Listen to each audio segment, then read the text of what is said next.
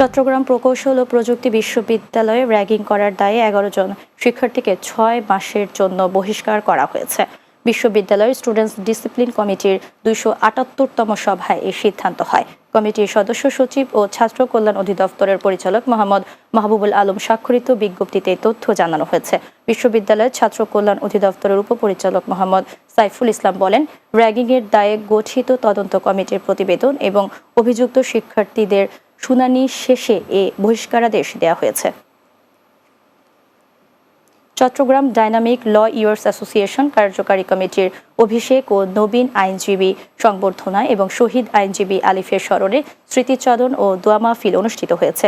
Dynamic ল yours অ্যাসোসিয়েশনের সভাপতি advocate SM. সিরাজউদ্দৌলার সভাপতিত্বে চট্টগ্রামের থিয়েটার ইনস্টিটিউট আয়োজিত অনুষ্ঠানে প্রধান অতিথি ছিলেন সিনিয়র জেলা ও দায়রা জজ, নারী ও শিশু নির্যাতন দমন ট্রাইব্যুনাল ৪-এর বিচারক জান্নাতুল ফেরদৌস। অনুষ্ঠানে উপস্থিত ছিলেন বার কাউন্সিলের এস.এম. বদরুল আনোয়ার, চট্টগ্রাম জেলা আইনজীবী সমিতির সভাপতি অ্যাডভোকেট মোহাম্মদ নাজিম উদ্দিন চৌধুরী, জেলা আইনজীবী সমিতির সাবেক সভাপতি অ্যাডভোকেট কফিল উদ্দিন চৌধুরী সহ আইনজীবীরা উপস্থিত ছিলেন।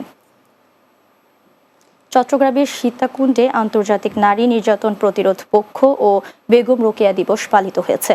বৃহস্পতিবার সকালে উপজেলার প্রশাসন ও উপজেলা মহিলা বিষয়ক কর্মকর্তার কার্যালয়ে দিবস অনুষ্ঠানের আয়োজন করা হয়।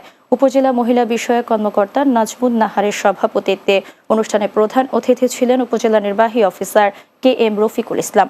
এ সময় উপস্থিত ছিলেন উপজেলা সহকারী কমিশনার ভূমি আবদুল্লাহ আল মামুন, উপজেলা স্বাস্থ্য ও পরিবার পরিকল্পনা কর্মকর্তা ডক্টর নুরু উদ্দিন, কৃষি কর্মকর্তা মোহাম্মদ হাবিবুল্লাহ, সমাজসেবা কর্মকর্তা লুৎফুর নেসা বেগম সহ অন্যান্যরা উপস্থিত ছিলেন।